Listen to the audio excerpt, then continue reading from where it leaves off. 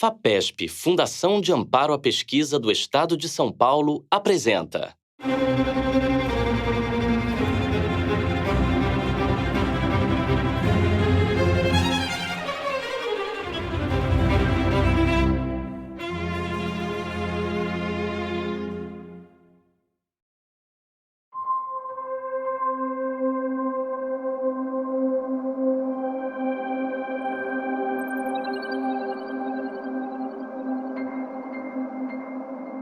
A reabilitação motora que existe hoje tende a ser muito sofrida, muito tediosa. Imagina que você possa ter uma reabilitação que seja lúdica, que tenha muito mais movimentos, muito mais eficaz, muito mais interessante.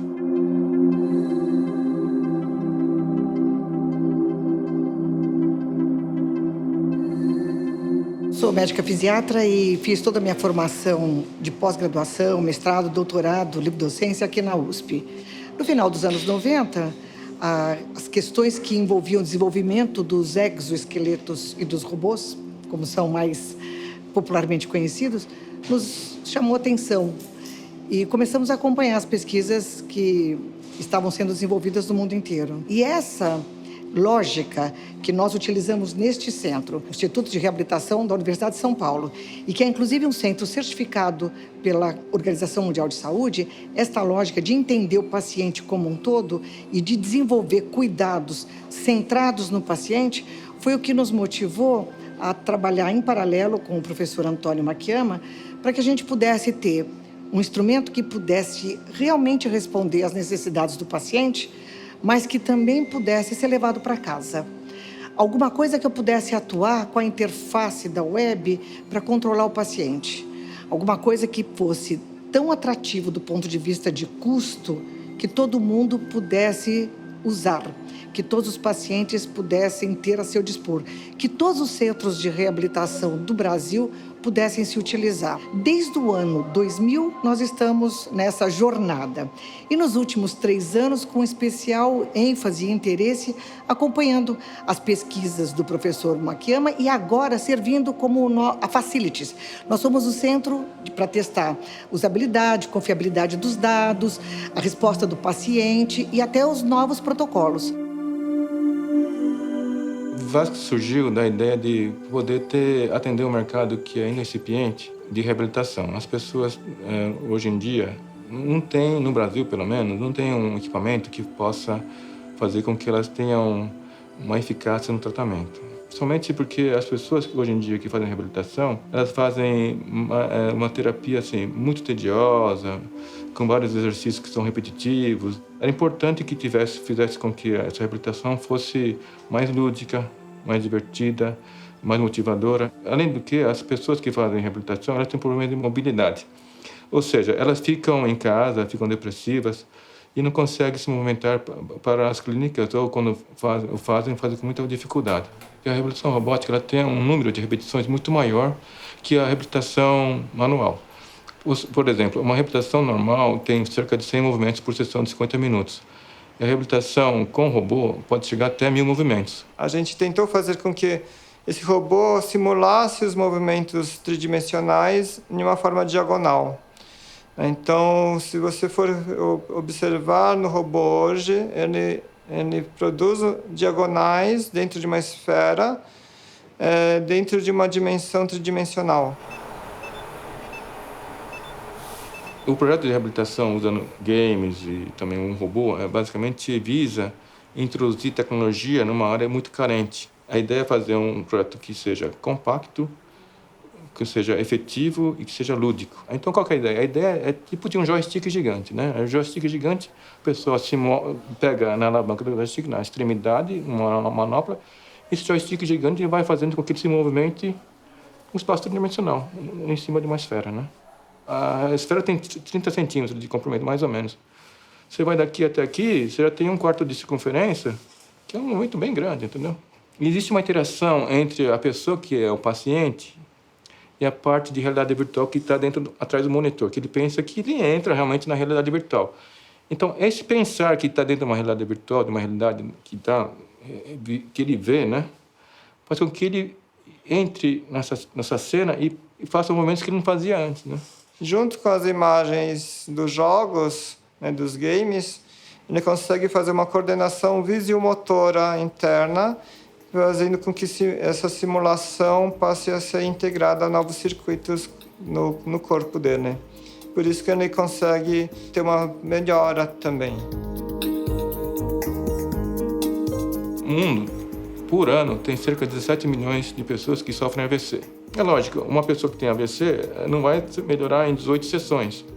Mas as 18 sessões que a gente fez com os testes clínicos mostraram que houve uma melhoria significativa dos movimentos. Esses movimentos, ganhos, são, de certa forma, uma melhoria também para o país, porque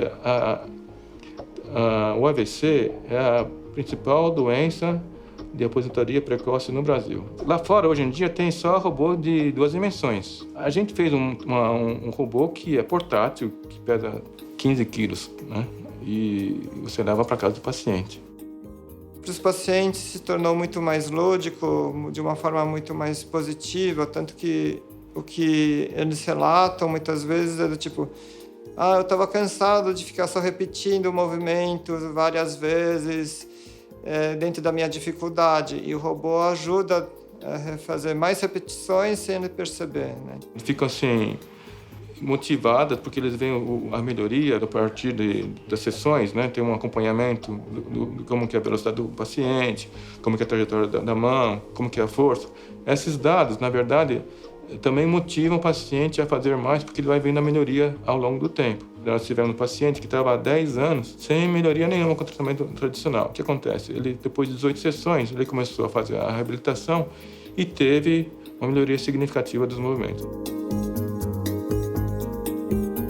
Quando, por alguma razão, você tem uma lesão encefálica ou tem uma lesão periférica que atua reduzindo, inibindo o cérebro, nós temos que usar estratégias para inibir o que está em excesso e para estimular o que está a menos. O robô tem múltiplas indicações.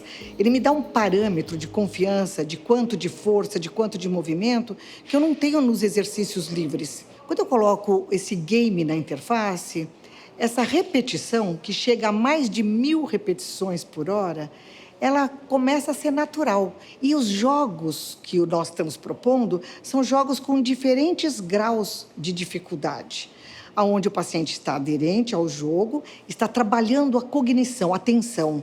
Esse mesmo jogo, o meu neto pode fazer, o meu irmão pode brincar. O robô permite essa forma amigável, onde todo mundo participa.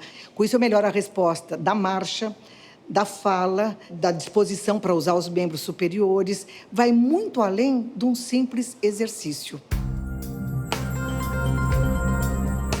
Os ganhos da reabilitação motora com o robô são muitos. Tem questões do robô que muitas vezes vai tirar o fisioterapeuta do fazedor, né, de terapia, e ele vai se tornar um fisioterapeuta mais analítico, onde vai poder pensar nos padrões e ajudar nessa terapia. Eu só consegui fazer meu robô porque eu tive apoio da FAPESP. Eu procurei várias entidades, uma entidade que fazia esse tipo de apoio para startups era a FAPESP, né? Aí eu escrevi para o programa PIP, me inscrevi, fiz um projeto. A minha ideia, né, que estava no papel ainda, comprei alguns equipamentos e pude fazer um protótipo conceitual. Na fase 2 nós fizemos o quê? Fizemos projeto funcional, pegamos os componentes da fase 1, fizemos vários testes e depois fizemos testes clínicos também na fase 2, e que mostrou que o robô realmente era eficaz. E até que chegamos agora na fase final do produto que está sendo comercializado, que é o robô de reabilitação portátil. No início, as pessoas, como eu estava há muito tempo sem movimentar, elas usavam o robô e tinham muita dificuldade em fazer o movimento para cima e para baixo, né? Então, essa interação com o jogo permitiu com que a eficácia das pessoas, do tratamento, melhorasse. Porque a parte visual faz com que a pessoa comece a ter uma interação com a parte de realidade virtual que está dentro do jogo e pense que realmente está fazendo esse movimento. A partir de que ela começa a fazer esse movimento, ela percebe que não é bem ela que está fazendo, mas é ver a mão dela lá na outra parte do monitor, pegando, vamos supor, uma xícara. Então é um movimento que ela não fazia há 20 anos, né? Poxa, eu estou pegando uma xícara. Isso aí faz com que o cérebro também pense que ele está pegando uma xícara. E essa movimentação é muito útil para que o cérebro comece a recompor os circuitos internos que estavam totalmente desconectados, né?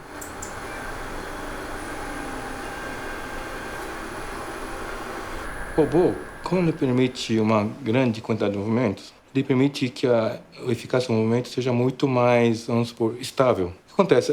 Existem vários estudos de reabilitação robótica no mundo. O que acontece? A pessoa realmente ganha movimento com a reabilitação robótica. Entretanto, o nosso robô, a pessoa não só ganha, como melhora posteriormente. Uma coisa interessante, né?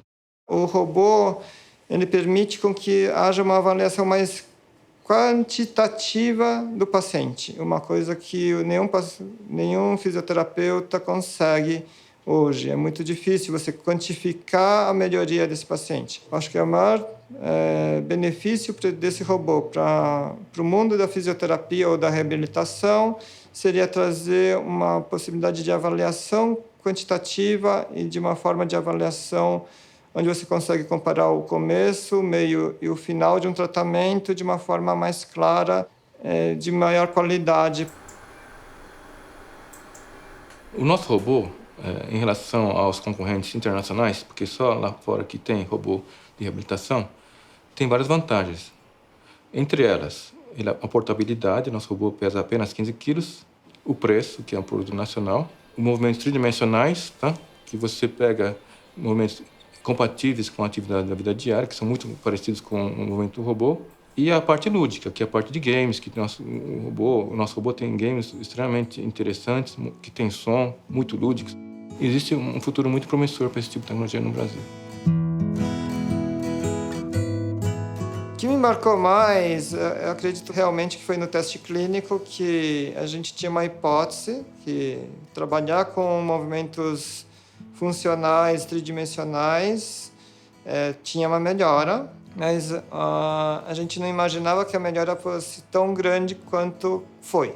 Para o futuro, a gente pretende submeter um outro projeto para a FAPESP para desenvolvimento dos membros inferiores e temos vários outros projetos, o robô do punho, o robô dos dedos, que a gente pretende introduzir novas tecnologias, não só a parte robótica, mas, por exemplo, a parte de óculos de realidade virtual, uma série de outras tecnologias que vão ser inovadoras também.